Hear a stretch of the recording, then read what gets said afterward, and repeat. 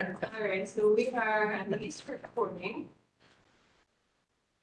And go ahead and get started. Well, welcome one and all to the, what day is it? May 23rd installment of UIDRB. Hopefully you're in the right spot. We have only a quorum. We have kind of a tight time frame tonight. I know Steph has to leave at 6 on the dot, so we don't have a huge agenda, so I think we can surely get through it. So you guys ready? Do you swear affirm to tell the truth, the whole truth, and nothing but the truth? Yes, I do. And we're also going to swear Nadine in just in case I have to leave. So Stephanie Kinsler, Planning Division. Do you swear affirm to tell the truth, the whole truth, and nothing but the truth? I do, Nadine Dash, Planning Division. Thank you. Call the roll. Mr. Fleming, Here. Ms. Parker, Here. Mr. Reeds, Here. and Mr. Smansky. Present. We barely have a quorum. Indeed.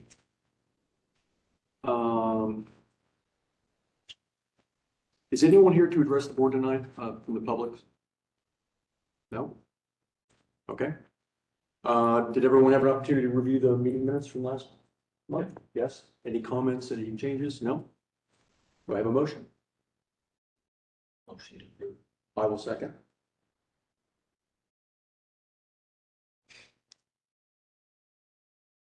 Okay. Mr. Fleming, Yes. Ms. Parker. Sustained. Mr. Reeds. Yes. Mr. Smansky. Yes. So, I guess motion carries since it's 3/4, so we don't. Okay, yes, okay, we're good. First case? Okay.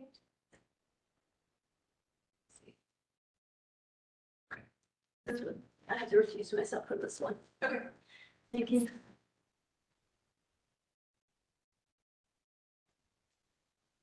Well, Are you looking for a vote tonight? can you vote then without me? Yeah, Yeah. No. no quorum, right? No, the quorum stays as long as she doesn't leave the meeting. Like, Oh. if she doesn't go home, the quorum. Okay. Okay. Yeah. Alright, yeah. Yeah. It's never happened before, so I was unaware. So, it's Frank, the thing you're doing, and the board will balance that, so. Okay. But This it is- would, you know, for any of these that we take action on, the majority of the quorum, so would. Okay. All three of you would need to be in agreement for. Good to know. for action to occur. Okay, so they need. Yes, okay. Sorry, let me get my.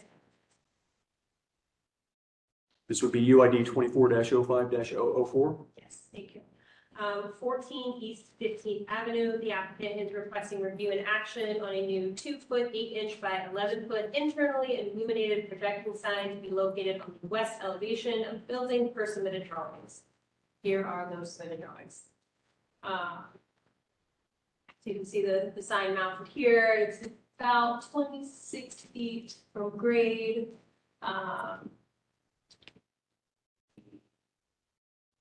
The site plan here, so you can see this is the High Street frontage of the building.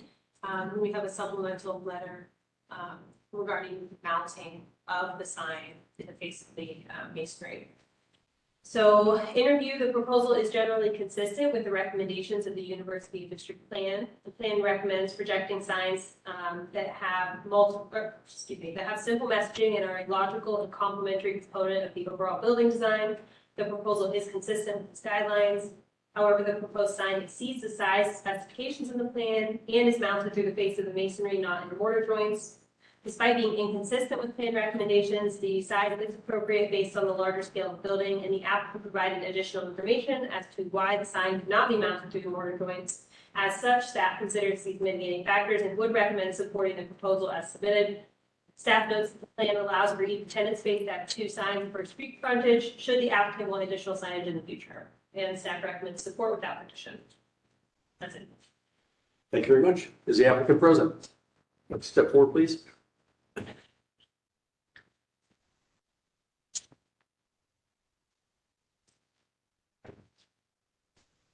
And would you be so kind as to raise your right hand, assuming that you both may? Thank you. Do you swear or affirm to tell the truth, the whole truth, and nothing but the truth? Yes. Very good. Do you have any additional comments or information you'd like to provide beyond the city staff's review? One thing I wanted to comment on, and we did include a letter from the architect, was just about how it fastens to the wall. I don't think we are able to put it in the joints here because of the construction of the building. So that's one thing I was just gonna make a comment on. The other was just the entrance here. The entrance kind of sits back from High Street here, so To the right what, or up the street? Yeah. To the right. Okay. yeah, to the right here, the view. So a lot of people have been having trouble finding where the entrance is and just kind of Vitra in general. So So what is that? Vitria is a event center. It's the second story one, right? Up on the, it's on the second story. Yeah, only the second floor was the question I had because this is a 3-story building, you know?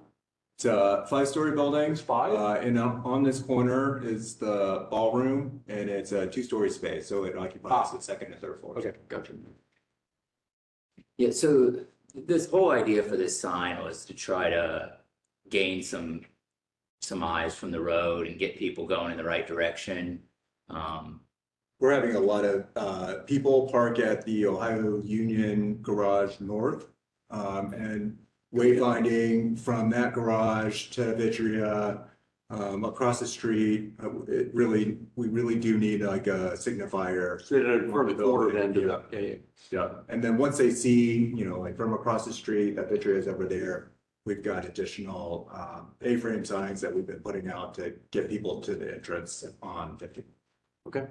I mean, seems reasonable to me. The one thing I would say is provide a painted aluminum escutcheon plate over the anchor plates to conceal the anchor bolts painted the same color as the sign, just so that you get a cleaner finish. Other than that, it looks good. Just like a cover for the. Yeah, like just a, cover or escutcheon, just painted aluminum. You know how you've got the anchor plates, they've got a bolt in each corner, Mhm. just so it cleans it up and you don't have Mhm. bolts. We can manage that. We do actually, you can't really tell on here, but there's a note. It says fabricated aluminum mounting Yeah. plate covers. Yeah, okay, you're right. So Okay, you're I good think, then. yeah, I think we've got that Yeah, covered. you got it. Yeah. I don't have any questions. No? Motion, please? Move to approve the application submitted. A second. We're just gonna go through this and be out of here as soon as we can. That was a motion by Mr. Fleming, seconded by Mr. Smansky? I got beat. Okay. Don't want to fight over it. Okay, Mr. Fleming, Yes. Ms. Parker has recused, Mr. Reed. Yes. And Mr. Sneaky. Yes. Motion carries. Thank you very much. Thanks, guys.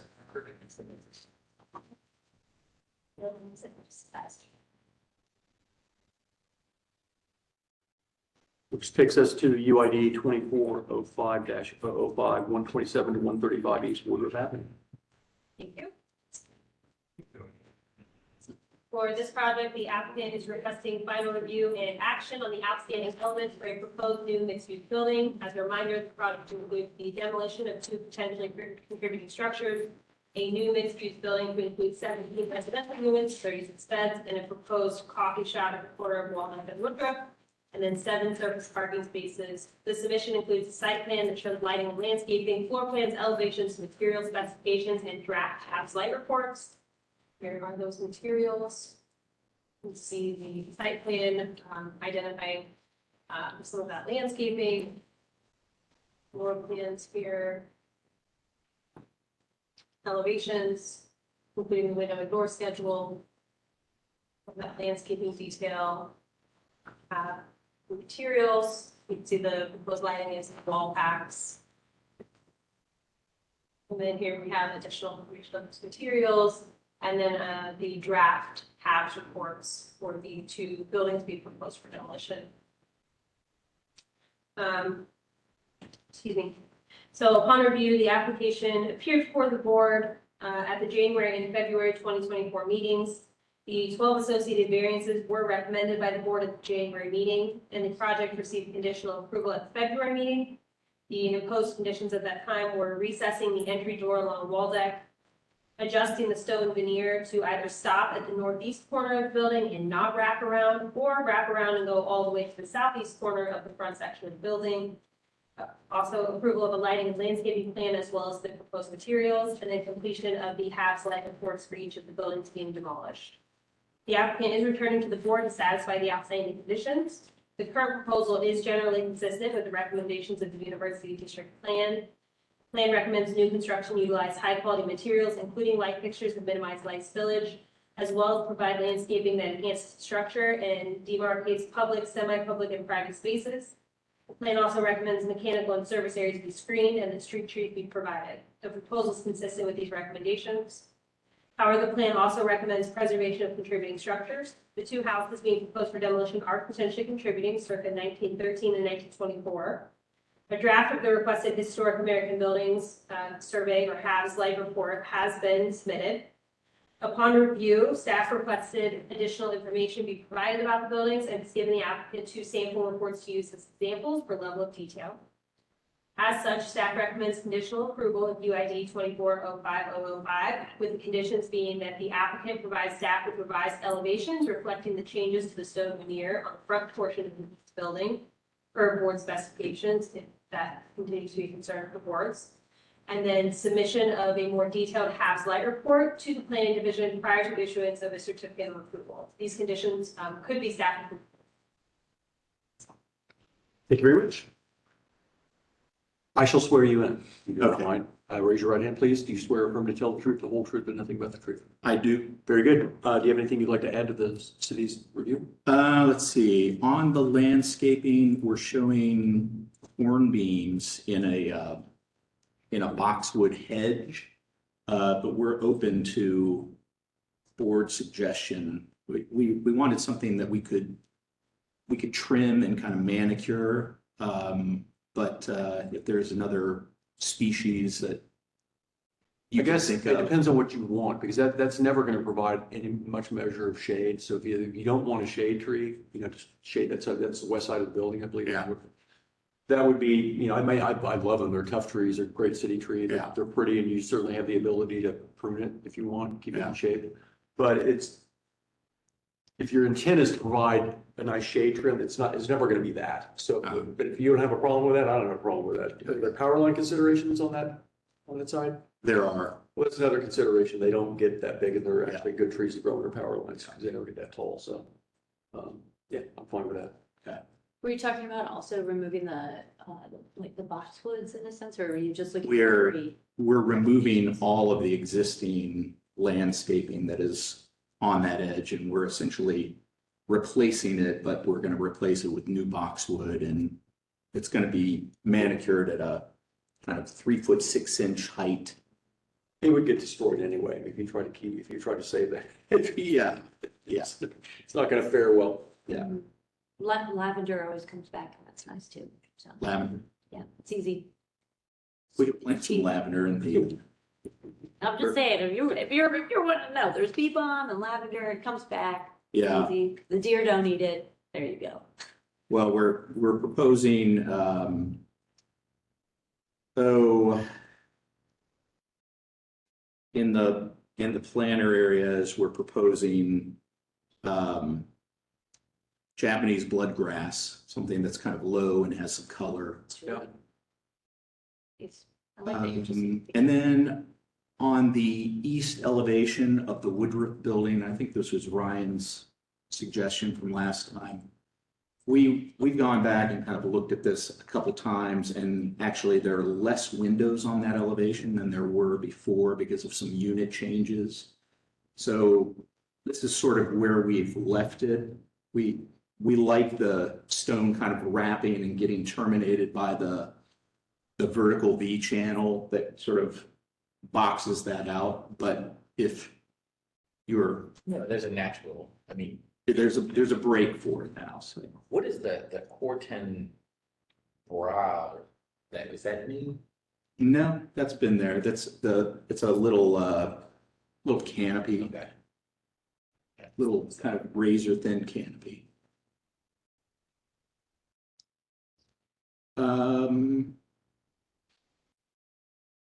I think that's it. Okay, that's all we have. Keone, any questions, comments? No. No? Lighting is the wall packs, show that on the elevations. Those are just over the doors part. They're mounted, I think, at like 20 feet for the parking, so they cast out into that small parking area, but generally at the doors, we have recessed LED cans. So downlight. And then what's the window at what are those last two windows, right next to where the recessed lighting would be, like to the right of the door? There's two, are those, I think it's just a coded note, oh, okay, all right, good. I think. And it won't be shining in anything, right? No, Okay, no, the wall packs are in between windows. yeah, sweet. It looks really nice. Right. No. Do I have a motion? I move to approve the submission with the conditions previously stipulated by staff in their staff report. So I think, you want to repeat those for me? Yeah, so really the only condition, if you all are fine with that stone condition, the way that they're showing it now, really the only condition would be Updated tabs. submission of a more detailed HABs light report to the planning commission. That. Second. Second. And are you all fine with that being staff approved? Yes. And then Ryan seconded. Thank you. All right, so I have a motion for conditional approval with the condition being that a more detailed HABs light reports, one for each building, be submitted to the planning division and of staff approval condition motion made by Mr. Fleming, seconded by Mr. Smansky, right? Correct. Okay. Mr. Fleming, Yes. Ms. Parker, Yes. Mr. Reeves. Yes. And Mr. Smansky. Yes. Motion carries. Thank you very much. Thank you.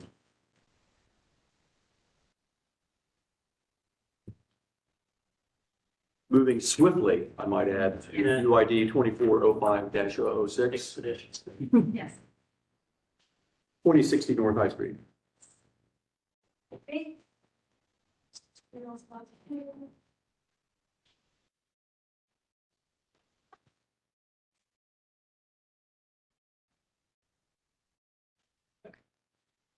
All right. The applicant requests a review and action on proposed exterior alterations and landscaping to the courtyard area of the Ohio Theater Mall. The proposal includes selective demolition of portions of the building and the existing courtyard to accommodate the new design. The submission includes existing condition photos and plans, as well as demolition plans, proposed site plans, floor plans, perspectives, elevation sections, material information, as well as lighting and landscaping plan. Here are those materials. That's some existing condition photos. Scott, in the box? Oh, Yes, there's a, this one is in a folder. yeah, okay. Because I could not, I think I told Skylar that I could get the file open, but then it wouldn't combine with everything. It was still saying it's protected, so I just put it in here. as a Okay. File for one of the material specifications. So here is the existing condition, site plan.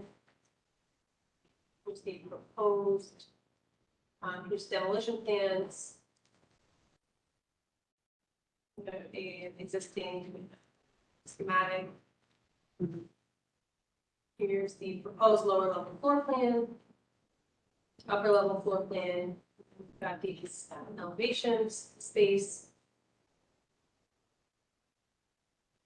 Sections. Renderings.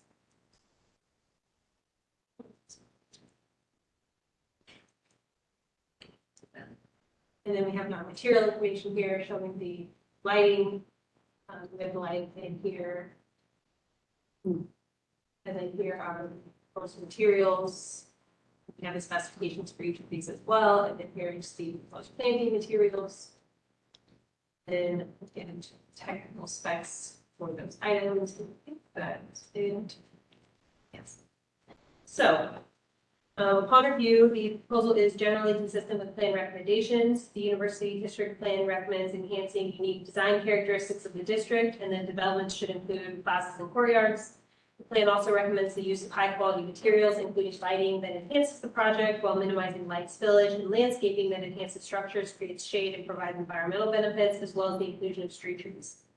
However, the plan also recommends encouraging diversity through design and states that blank walls should not be presented to the street. Staff encourages the applicant to provide enhanced accessibility features for the courtyard, as well as include public art along the Woodland Avenue wall. Those are just encouraged, not recommended conditions. And then further, the drawings notate locations of future signage. The details have not been included in the submission. Staff encourages the applicant to review plan guidance and code requirements for graphics in developing that graphics plan for the site in the future. Staff recommends support without condition. Thank you. I need to swear you to, and you swear or affirm to tell the truth, the whole truth, and nothing but the truth. Thank you. Do you have anything you'd like to add to the city's review? No, I think the revisions to the package were in response to, the last meeting we had and the recommendations. So if you want us to go into those specifics of, some of the, I think the big thing was some of the materials, some of the big material changes and the plantings and the lighting. Okay. So those are the big major changes from the last time we presented this, and I think that was for the recommendations of the commission.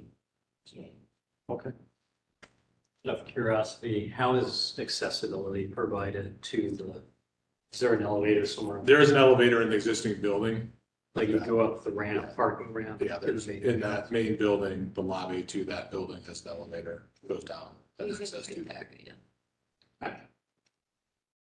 And is that always, do you know if that's always unlocked? It is not, but then there is access provided via like a remote, Oh, okay, when it is. closed. yeah, so when to answer your question, it is always, when the building's open, if that lobby is closed, You can there's utilize like it. a remote access or, a door, like a call box or something. It will be provided.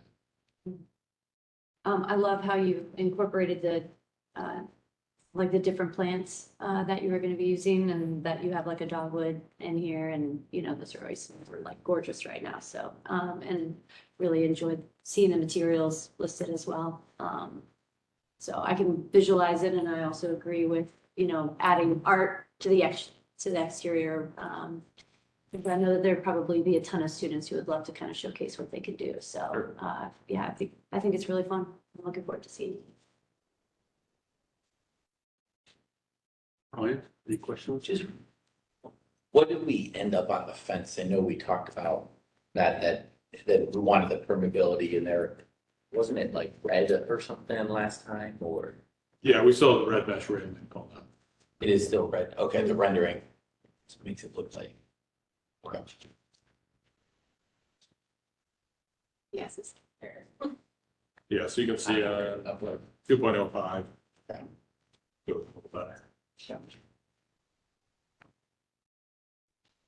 I'm good. I'm moved to approve. Second. That was a motion to approve by Ms. Parker, seconded by Mr. Fleming. Mr. Fleming, Yes. Ms. Parker, Yes. Mr. Reese. Yes. And Mr. Smansky. Yes. Motion carries. Good. Thank you very much. Thank you. I'm gonna tell you guys I have to meet free every Day. Bird. I'm gonna say it has to do with the missing board members. Our applicants for this next Oh, wow. case are the same, so. Sorry, Oh, welcome back. here, get this first. So we are moving into conceptual application. This is UID 240507. For 21 East Arcadia Avenue, the applicant is requesting conceptual review on a proposed renovation of an old AEP substation into a mixed-use development for an event center, cafe, and office space. The project includes rezoning the property, renovation of 2 existing buildings on site, a 613 square foot addition to the east building, and then new hardscaping and parking. The applicant anticipates needing variances that will be presented to the UIDRB at a future meeting. The submission includes existing condition photos, site plans, floor plans, elevations, renderings, and proposed materials. Goes quickly. That's the existing condition photos of the building, exterior and interior. Here is the proposed site plan. You can see that proposed single-story addition on the east building here. We have our floor plans, the east building, first and second floor, then the west building, first floor, and then the loft. And then here are the elevations, the east building, elevations. Here's west building elevations. Then we have some renderings. Rendering, yes. So upon review, the proposal is generally consistent with recommendations of the University District Plan. The plan recommends a variety of uses on the site and prioritizes preservation of potentially contributing buildings. Plan also states that new construction should be compatible with nearby contributing buildings and that the surrounding streetscape can utilize high quality design and materials, as well as a high degree of transparency on the ground floor. The proposal is consistent with these recommendations. However, the University District Plan also recommends original doors and windows be preserved. The proposal replaces existing windows and doors. It does maintain some of the original openings, but also modifies others for the submitted drawings, and there are some new openings being proposed. Further, the plan recommends parking be located to the side and rear of the building and screened from public right-of-way. Due to the location of the buildings on site, the parking has to be in front of the building, but the applicant should provide enhanced screening for the west and north property lines along the parking area. And then finally, the University District Plan also recommends the use of green technologies for stormwater management and inclusion of street trees. Staff encourages the applicant to consider a permeable paver for the courtyard and the parking driveway area, and then to consult with the city forester regarding street trees.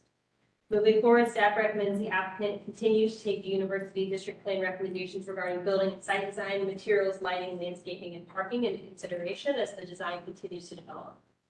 The applicant should be mindful of the applicable land use category standards and engage with the Department of Building and Zoning Services to identify any needed variances. Staff does not have a recommendation, as it's a conceptual review. Thank you. Thank you. Additional commentary? Yeah, so we're trying to change this site from R2F to a C4. It used to be a substation that was connected to a bigger part of the substation on the corner. And it used to be a C4, and then in 2018, it got changed to R2F because someone wanted to turn it into their residence. And so we're just trying to change it back and make it into on the east building, which is the one with the addition. We're trying to change that into like a bar lounge type use. And then for the west building, it's going to be a cafe and shared office space with an added loft, which would be with shared office space. So. Can I pull into the street view?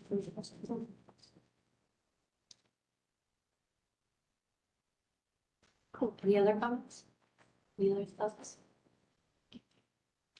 No, like mentioned previous, we are, looking through the necessary variances with that use. We've already had a preliminary site compliance meeting with zoning, and have their recommendations for moving forward. Just wanted to, present this initially for, I don't know what time it is, but I know some of you may have seen it in the past for some of the other submissions or later with it, going the C4 to the R24 back to C4. So I want to be here. Feedback on the buildings and use. This is neither here nor there, but what's that cylinder popping out the top of the roof on the east building? Is it a water tank or something? I assume at one point it was a water tank, Okay, like is that water tank? I mean, as you said, it used to be C4, right? Remember when it first came in front of us, that would become R2, the second body. I mean, I'm good with it going back to C4. I'd support that.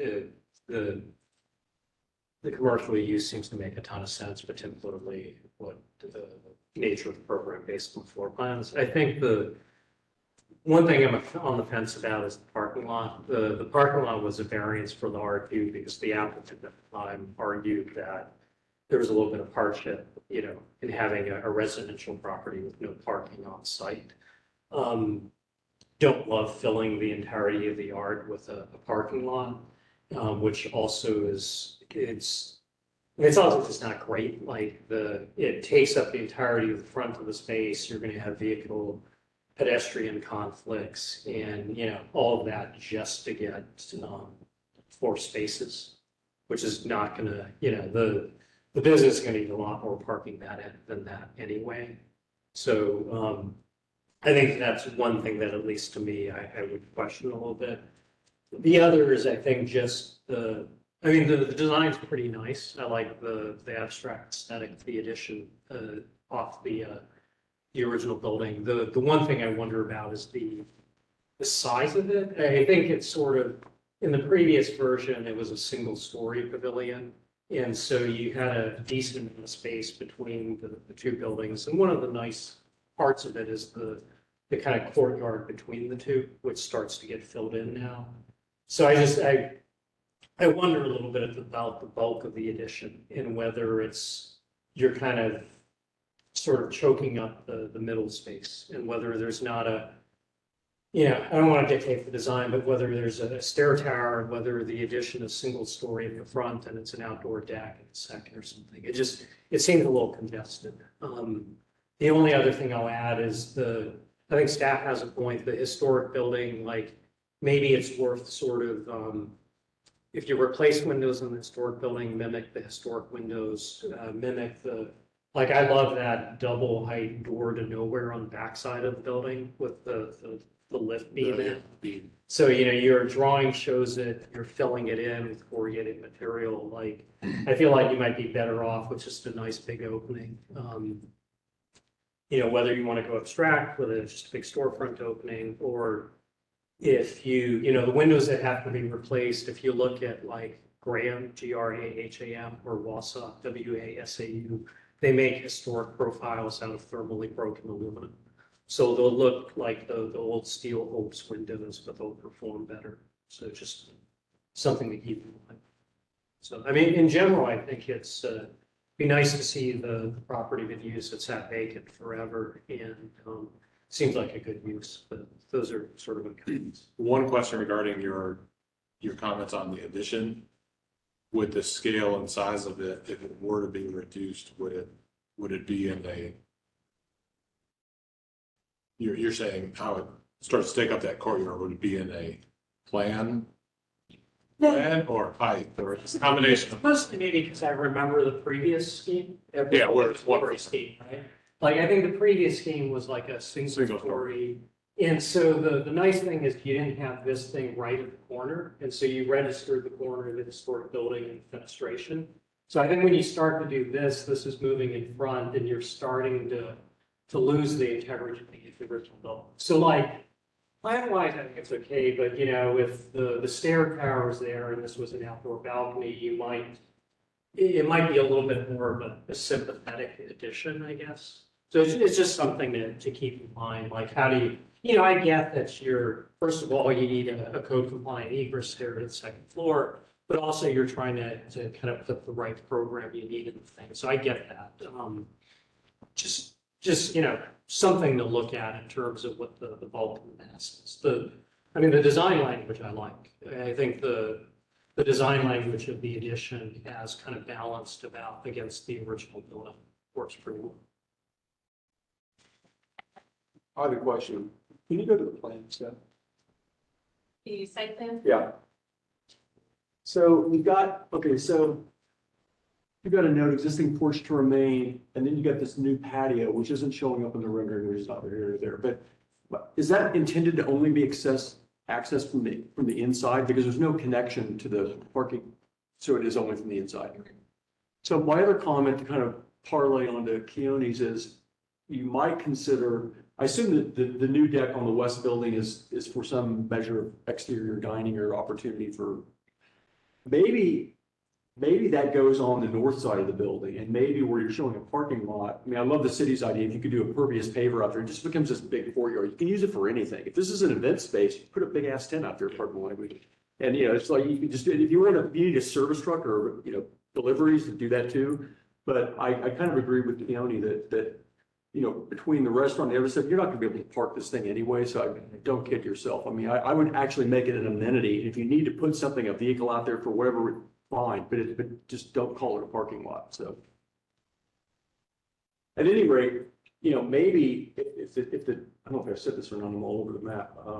If the dining area went on the north side of the building, then I think that's actually kind of a cool entrance to a restaurant. You walk by where people are sitting outside.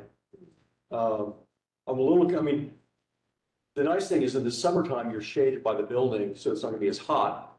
So you certainly wouldn't be on the west side, but that's some sort of protection, but I think I would just, at least, I would consider it at least.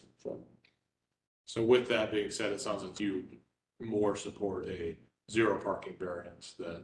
I don't object to not having any. parking. Yeah, I would be completely on Okay. board with zero parking. Yeah, so would I. Okay.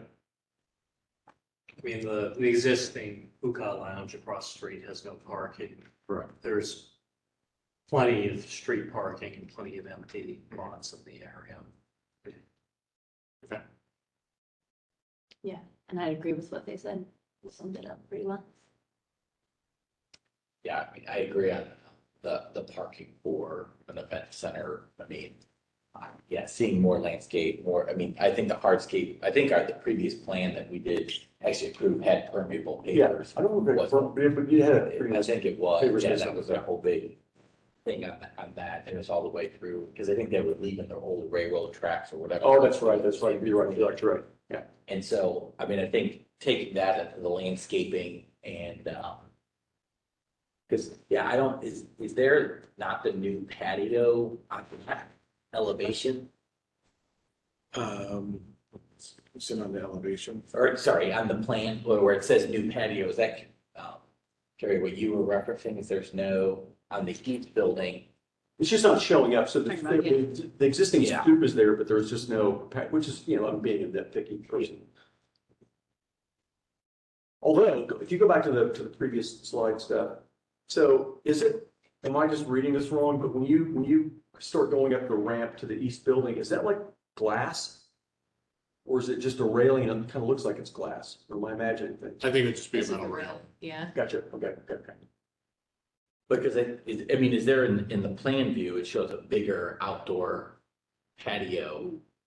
Yeah, To that. So that's not shown in there. So I Yeah. think that would be important, because I think that's a nice feature to have there, the landscaping around it, how it's, you know, the elevation in reference to the park or the hardscape would be important to kind of see how that all Mhm. goes together. Mhm. Yeah, I also love the idea of trying to keep the original windows if possible. Just think that just adds so much character and just, you know, it's what everybody wants to see now, you know, is the integrity of something.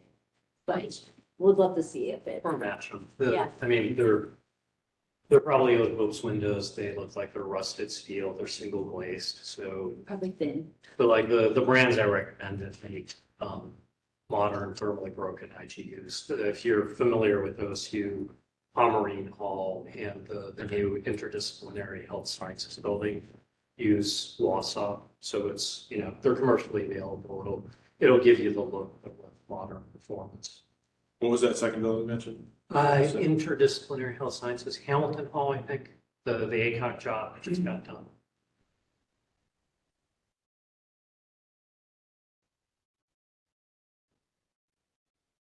And just one last thing, kind of on Keone's comment about the second floor. I don't necessarily have a huge problem with the second floor. I think maybe for me, it's the masonry chunk at the corner, that, like, if there's the glass and the railing that was there before, it's more visually appealing and you're kind of seeing through. And you already have the terrace there, you know, you could look at just keeping that cable rail or whatever that railing is around it and keep with the glass wall of the railing. That masonry chunk kind of seems to be overbearing on that elevation, at least for me. Yes.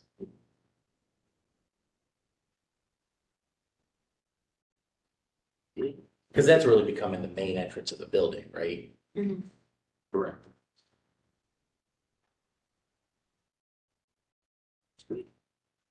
Yeah, I mean, I think it's fair, you can finesse it, right? Like you pull it a little bit off the corner, you lighten it up, you put more glass, less masonry. Open the view up to the existing Yeah. building. Yeah, Just on the top or on the whole, on the second and first floor? You would I'd say? probably, personally, I pull it all back a little bit. Like at the first floor, you can see it sort of, it hits where the second floor starts, right? Like the upper level, the second floor and the first floor are kind of co-planar. And so it's sort of, I think if you push the addition back a little, it would allow it to recede a little, which I think, you know, the original building's kind of nice and quirky. And if you just allow the addition to recede a little, it might help just a tad. I think my last comment is, and this is especially appropriate with this view, is I'd be really thoughtful about what you do on your western property edge, because, you know, unfortunately, your neighbor is like a fast food parking lot, it's horrible. So I'm not suggesting you spend $1 million, but I think that warrants some sort of vertical element that really kind of defines you. When you enter the threshold of this property, it's like it reads as one space, not bleeding over to a fast food parking lot. So You're saying kind of, yeah, something needs to Those be two. populating that edge that really helps this read as your cool property and not No, a junk next door. So, Well, they'll have to do something. There's like a vertical. Well, you see, there's a drop. Yeah, yeah, you're really gonna, Is it that tall? yeah, Okay, yeah, it's probably about 2.5 feet or something. okay. And you're gonna bury the utilities, right? So we have to look at these poles. I'm kidding. no comment.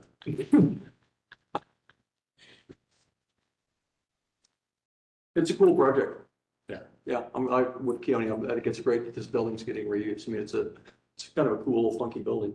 So how nasty was the, I mean, I'm It's thinking not. PCBs and all sorts of stuff floating No, around, it's, nothing like I that? actually tried to talk my wife into buying it, but when it was up for residential, she said no. I mean, the location, it is a loud corner, Yeah, yeah, yeah. right at High Street location, but the buildings themselves are, They're cool. they're sound, I think the one building, there's a whole lower level below. Really? It's got big, huge, massive concrete piers and so, yeah.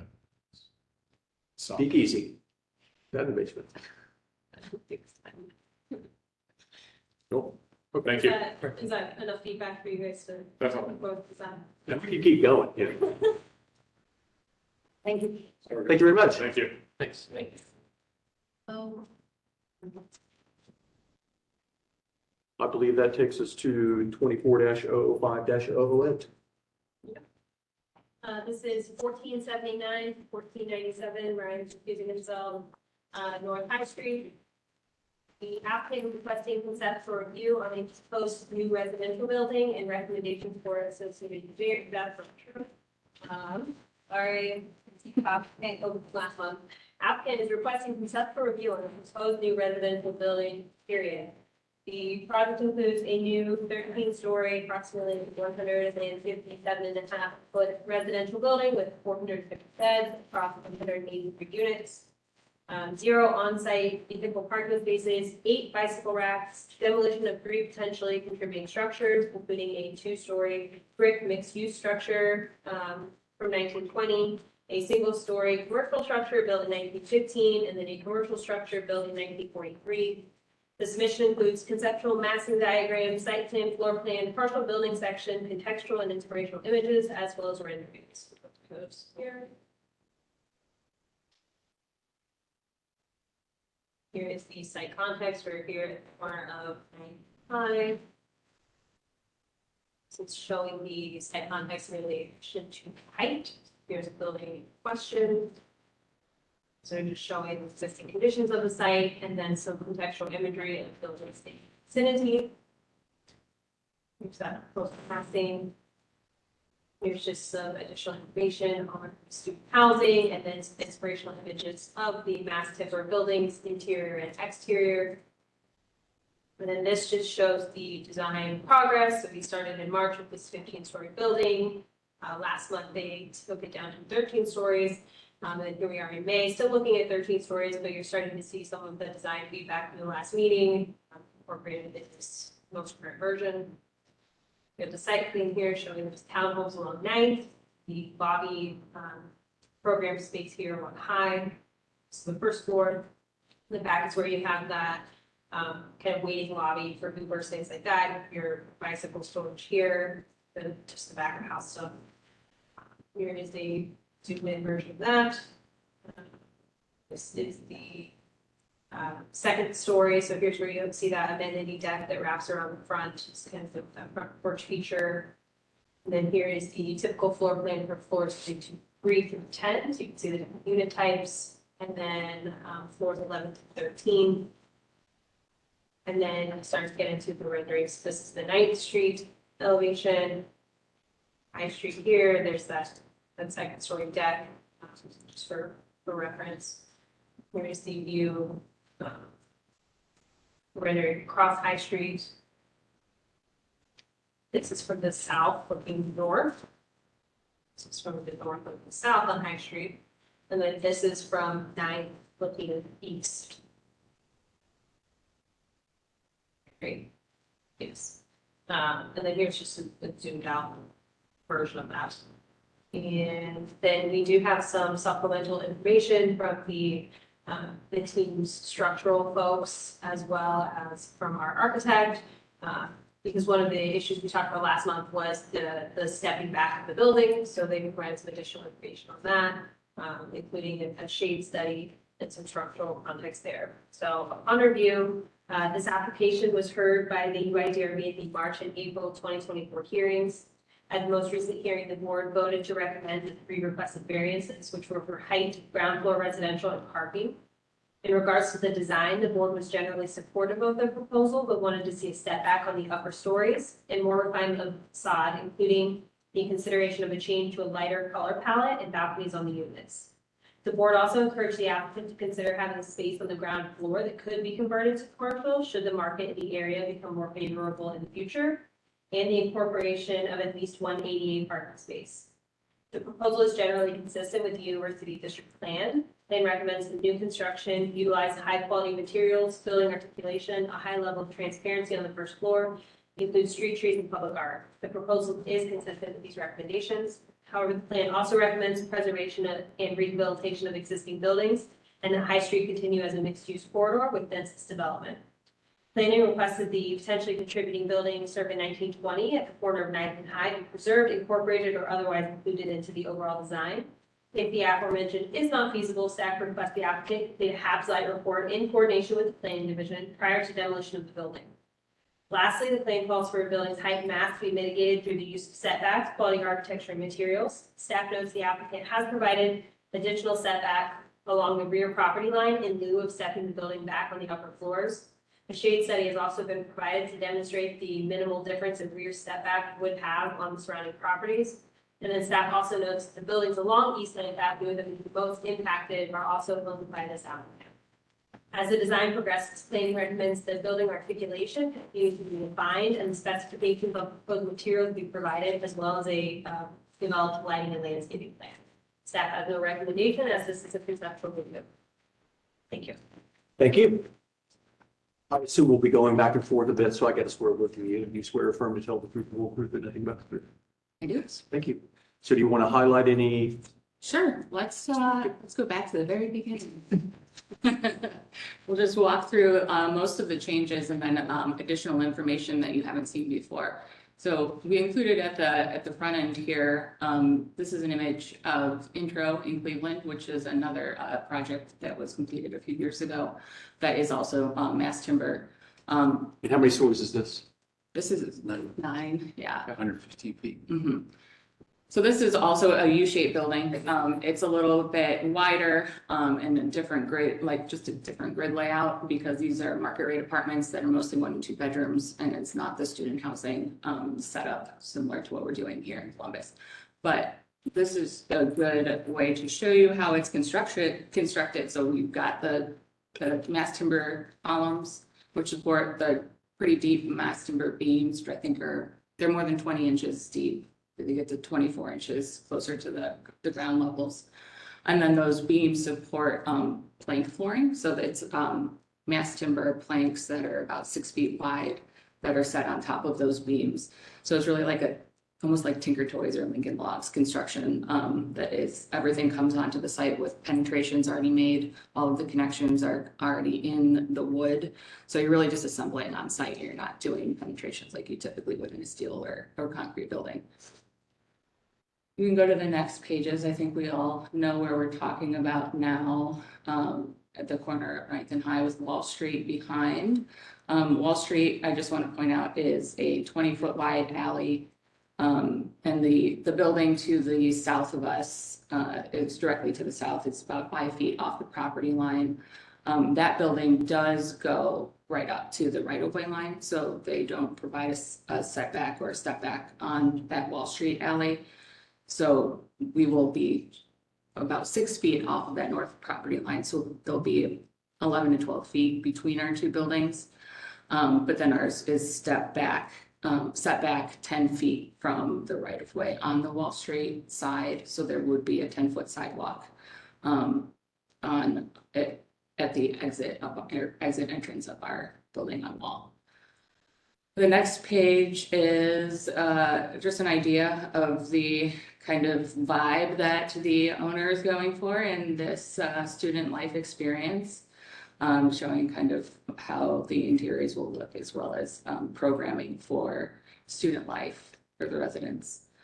And I think that the next page, Stephanie, gives a better idea of what the interiors will look like. So if you're looking from High Street, you'll be able to look in and see the timber construction. The first floor, the podium levels would be concrete construction, but we will be showing timber in those floors as well. And then when you're looking up through the windows all the way up the building, you'll be able to see the ceilings and the columns. So this probably shows up on your elevation, but I'm just curious, what's the floor to ceiling on the first floor, plus or minus? The first floor is 20 feet, Wow. but the townhouses on 9th would have 2 stories within that 20 feet, and the townhouses are actually right now proposed to be timber construction, so those would have the wood columns and then the wood floors. There's 5 of those though. And then the floor to floor heights above, we have 14 feet for that second floor where the main amenities are in the courtyard spaces, and then 11 feet as you go back all the way up the building. This is a good slide to show kind of where we were. The move from 50 stories to 13 stories was really had a large impact. I kind of like the proportions of the building a little bit better myself at the 13-story where we are now. And there were some comments, I think, at the last meeting from this board to suggest to go down to a lighter color palette and really highlight the corner there and really try to work in some more reveals and ins and outs and different patterns. So that's where it shows at a zoomed out scale, but then we'll get into the updated renderings a little bit here. Oh, I just want to do pause here for a second because you had mentioned possibility of including commercial space in the future. So we are designing with the intent that if the tenant does come in or the market changes down the road, that the lobby could easily become a coffee shop or something like that. And then there's that room to the south there that could be a whole range of commercial uses, as long as it doesn't need major deliveries from the back, but hopefully they could be served from High Street like lots of other uses there. We can go to the next page there. So this is showing our plans for the courtyard spaces now. This show how it wraps around onto High. The next time you come before you, will have a full landscape plan that will show the programming of these spaces on the second floor as well as the first floor. And this is just a good idea of the mix of units. There's a range of unit types and price points within these floor plans. And this is an updated view looking down 9th. So those townhouses are there on the right on the first floor. And then the main entry is at the left at the corner, assembling the pedestrians from north and east across the crosswalk. This is showing the kind of front porch on the second story that the main commercial space doesn't have a tenant right now on the south end, and then the main entry to the lobby on the corner with those exposed timber columns coming down to the ground floor. So on the to the right of the primary entrance, What's causing that channel? Is that brick that's held out from the, Yeah, so that's a brick wall. We are planning on doing the Habs Light Report on that brick building that is on the corner there. But our hope is to save some of that brick. And if it can't go into this wall right here, because it's probably not gonna be enough, there is, you'll see later in the rendering that we have a space held out for public art, and our hope is that we could include that somehow in the mural or in the artwork on that side. So this is kind of an elevation view across high, showing that main facade, and gives you an idea of the mixture of the panel types and the patterns that are going up the building. This is a view that you haven't seen before.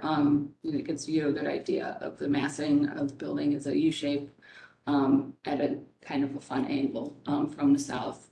It shows a little bit better of the base, middle, top that we're trying to articulate to the building massing. As looking southwest at the corner, I think this really shows, it's hard to get sunlight to render correctly, but it is a very light metal panel, and then the dark behind it. It's two different metal panels. It's the same manufacturer, it'll just be different colors and then a different finish on them. So this is another view that you haven't seen before. This is looking down Wall Street. So you'll see the 10-foot setback, which allows for a wide sidewalk for students to get into that rideshare lobby as well as the bike storage room.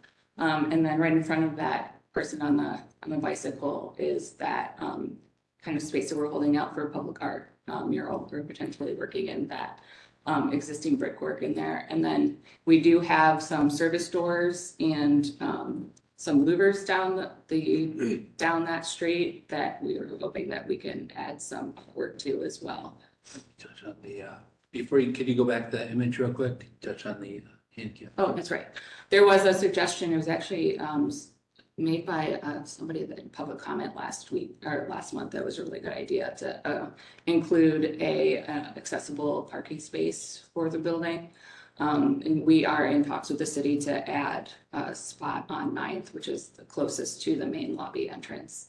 So we did start that conversation. I think it's just a matter of getting signage out there and making sure that there's an accessible path to. Yeah, initially it was proposed to possibly put it behind in the rear of the building, but we're looking to have a loading access point. So to accommodate, and that was something that was proposed by the city. So to accommodate that, both needs, that's where we're looking at to do that along 9th. Mm-hmm. And then this is further down 9th, a little bit deceiving because those trees are huge, so you can't see the building if they're there. I actually went out there today to try to take a photo and you can't see it. But those properties on the right are owned also by Harbor Bay and Current Investments. But it gives you a good idea of the treatment of that facade that we're really trying to echo what's going on in High Street, but to a smaller scale, to make that one corner be really the grand scale, big architectural move.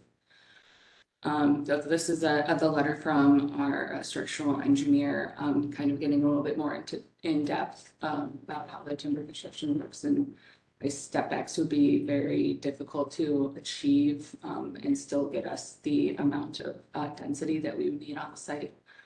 And then this was just going through our shade study. So we did look at a few different ways of massing this out, and there is little, if any. I can't see the difference between a setback of 10 feet and the step backs as proposed in the new zone in code.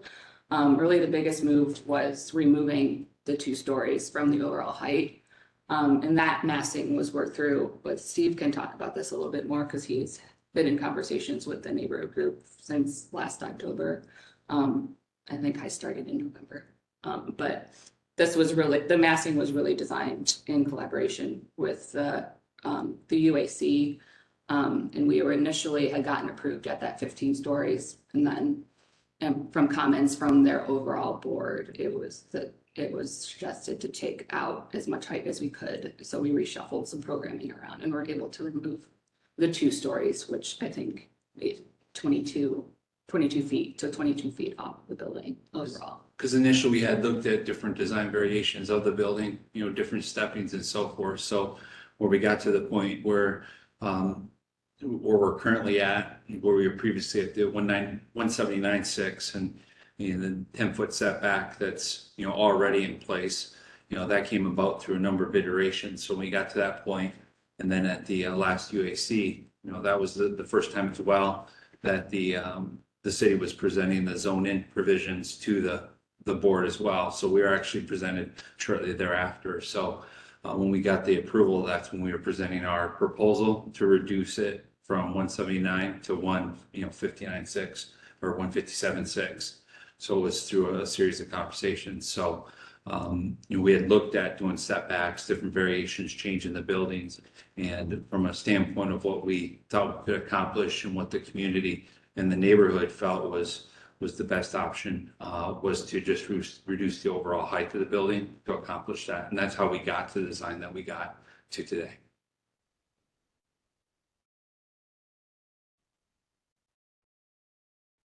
Is it? Wonderful. Questions, comments? I apologize that we're down 2 architects tonight, by the way, so it's coming into summer season. I don't want to talk to architects anymore. Yes. I'm tired of it. But Keone can carry the. Yeah. carry the water. I guess there's a sort of overall question, and I guess there are specific questions. The overall question is what is fair relative to the neighborhood, previous applicants and future applicants? Like, so why do you all deserve 13 stories?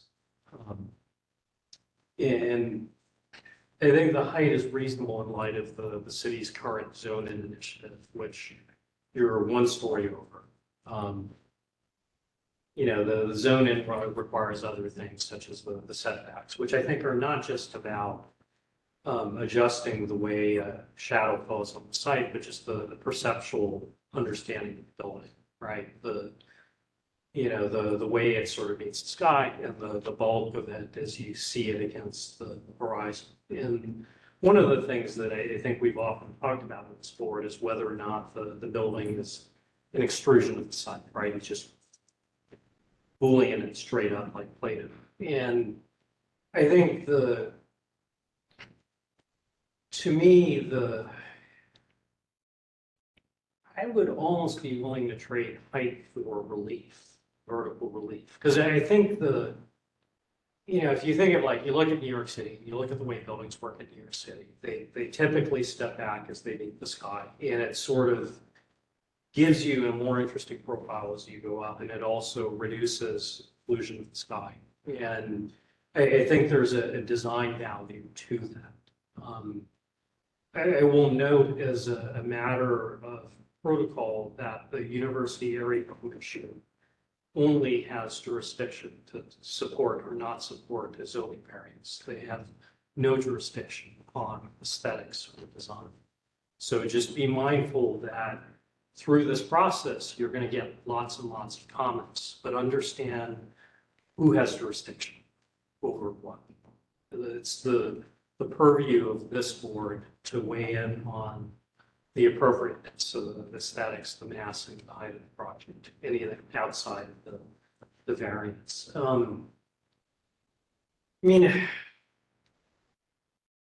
In general, I think, it's a nice project. I support the project. I'd like to see some sort of relief. I think the attempt to do it with the panels in 2 colors is a start. It can only get you so far.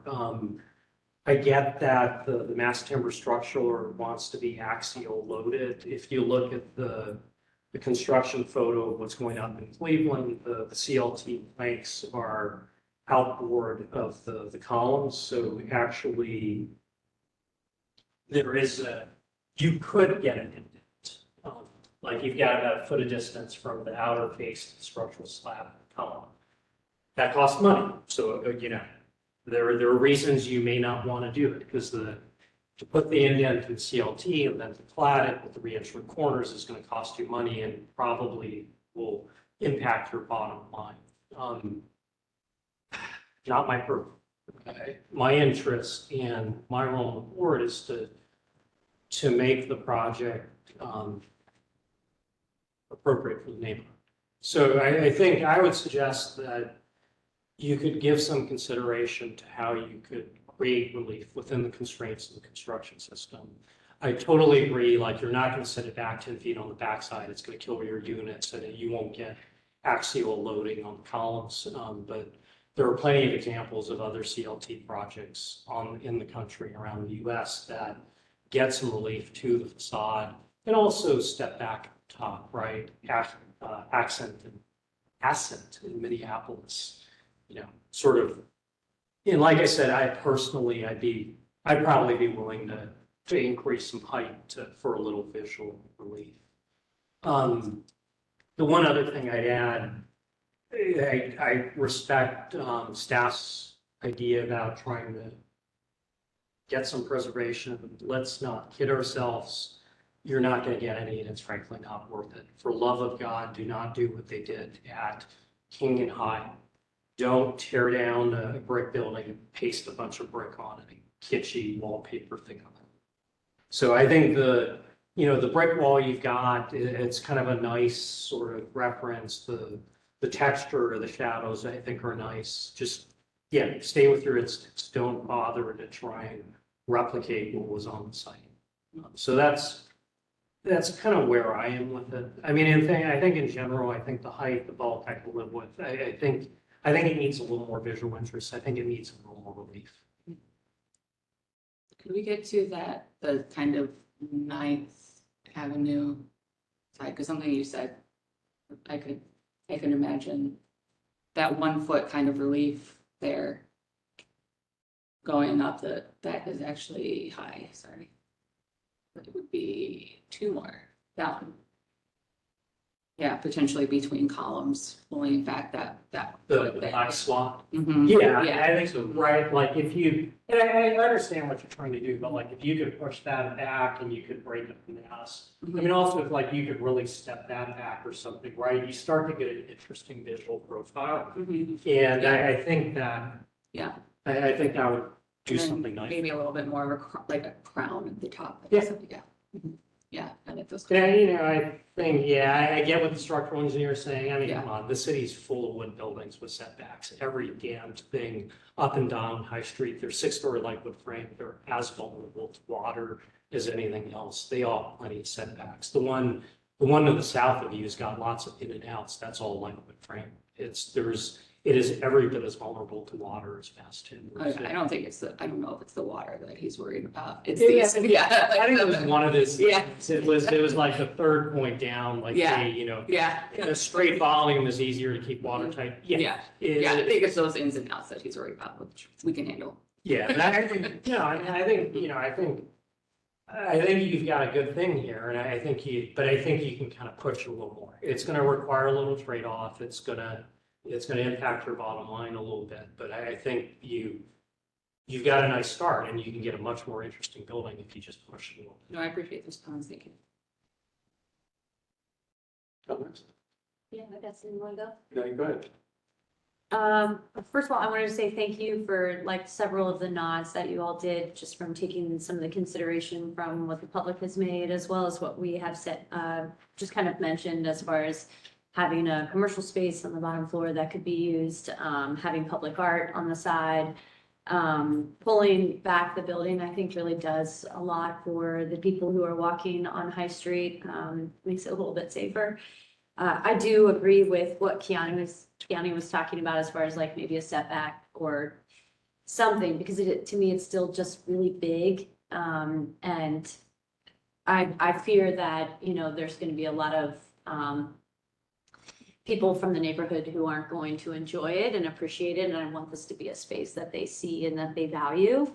I did want to know, just like out of curiosity, real quick, what are your favorite parts of like this design, and like how do you feel like this fits into Columbus and like OSU,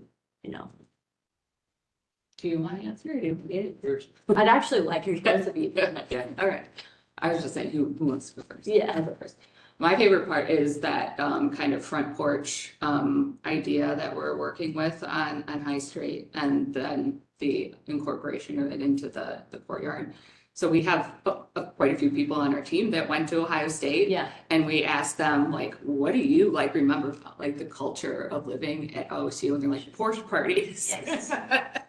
So we were like, okay, well, we can do that. Yeah. So like, we didn't want it to be hidden completely on the courtyard side. So we're kind of picturing like, you know, game day, you can be out on that, but on porch and be out there. So I think that, and even though it's an apartment building, that you can still have that kind of activity on High Street, like you would get if you lived down on Ninth. My favorite part of it is the townhouses along Ninth and how it integrates into the other parts of the neighborhood. And the whole backside of the building, you know, how the architects have designed Wall Street, you know, most cases, the rear of the building becomes almost a forgotten part of the building. But the way that they've done this on Ninth as well as Wall is it really connects the neighborhood. So it flows into it. And that's something that was really important to us, but also to the neighborhood on the other side, you know, not just the properties that we own, but the people across the street. It was important to them. And then also it really creates a connection because it activates that side and it doesn't make it just like a back of house use. And then the other part I've really appreciated just about doing this project in general is how much the community has embraced students and appreciates students. So in a lot of communities that you do projects in, students are perceived in just a different light, where here there's more of a reverence to students. It's like, how do Not you? the same community. Yeah, they're actually, it's more of, yeah, it's been, a lot of the conversation has been, you know, how are you taking care of it? What's the student experience going to be? You know, what's the different price points? It's been especially at the UAC, it's been so a lot of the conversations that we've had in regards to, you know, what the price point of our units have been across our portfolio and how we're going to manage it. It's been much different, and there's much more reverence for the students here than we experienced. Not that there hasn't been in others, it's just there's much more inclusiveness to that, and just I've experienced it than others.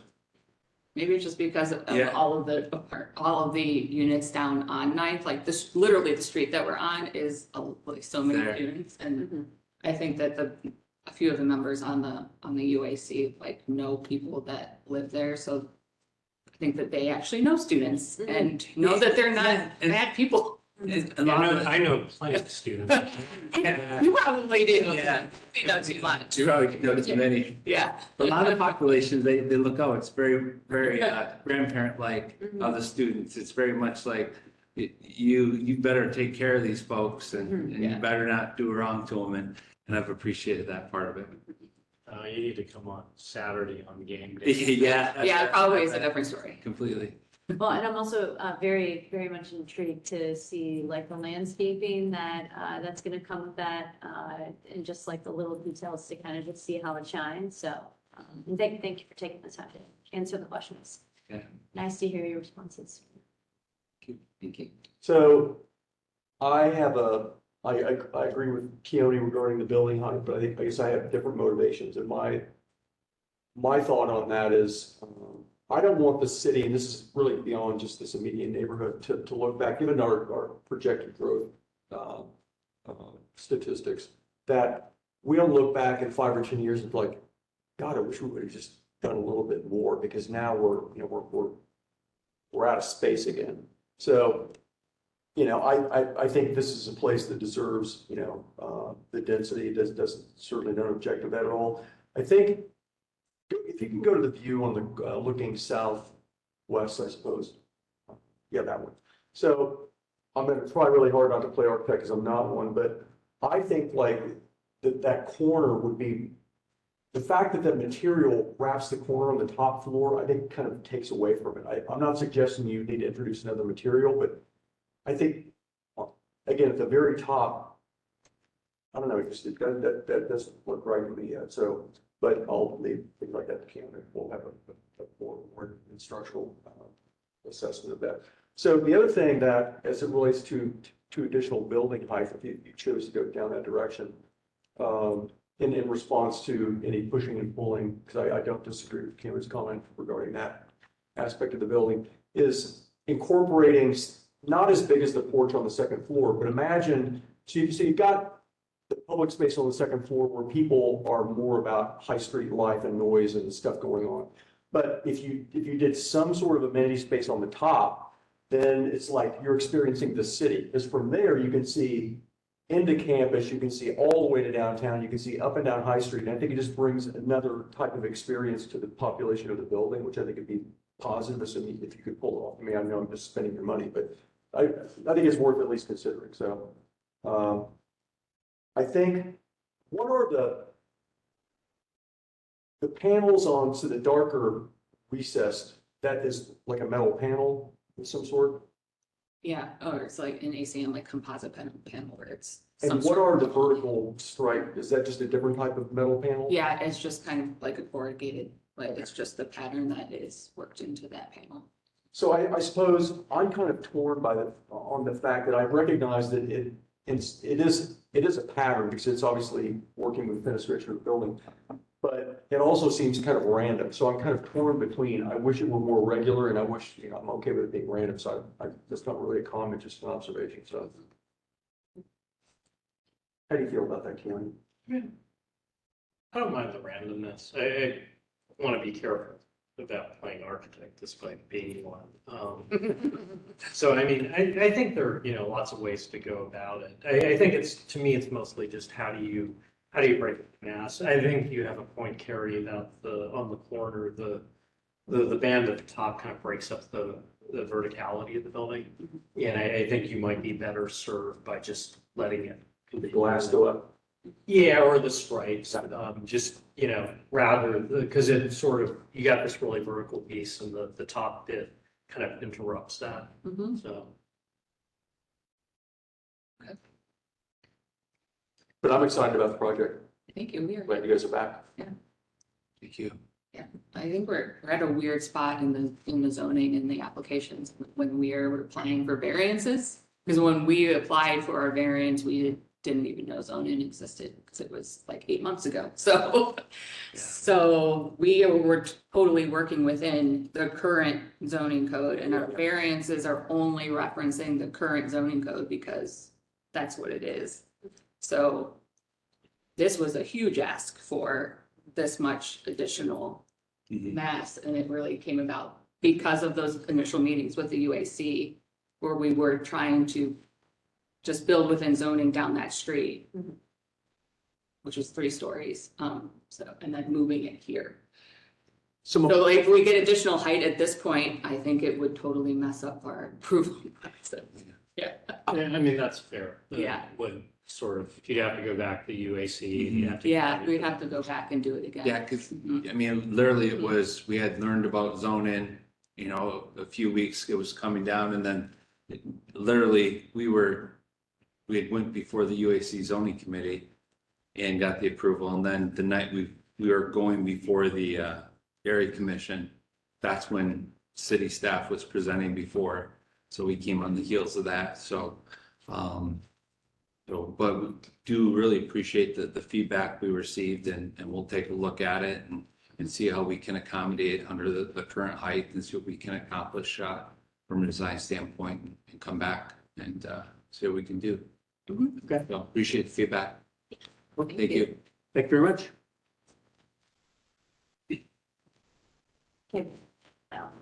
Indeed. Yes.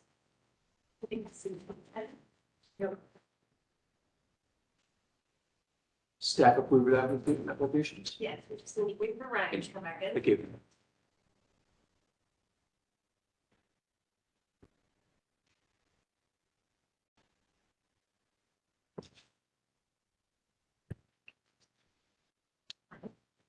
Welcome back. Really nice. Yeah, it took as long as the first case. So We're thorough.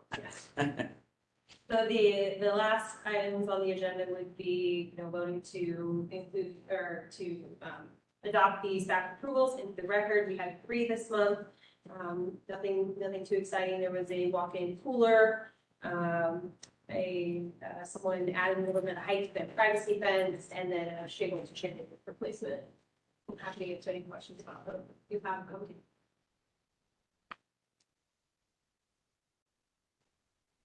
Wonderful. Do we need to vote on this? Yeah, let's forget. Do I have a motion? To approve the staff approved and. I'll second that. Okay, that was a motion by Mr. Smansky, seconded by Mr. Reeds, Mr. Fleming, Yeah. Ms. Parker, Yes. Mr. Reeds. Yes. And Mr. Smansky. Yes. Motion I carries. was thinking it goes from like just 6 or Okay. And then we can stand adjourned if you all are good. I'm good. I feel great. Wonderful. Unless you want to stay. This is the shortest meeting we've had in several it? months. Do you need to add anything? Did you want to add something? No, she's the best. Oh, okay. All right. Cool. Just making sure you were seen. That is our summer intern, so, Oh, right on. and then Lewis was in the back. He was gonna stand in if this one passes. Mm. You don't need- Right on. I have to Nice tell you job, that. y'all. Thank you.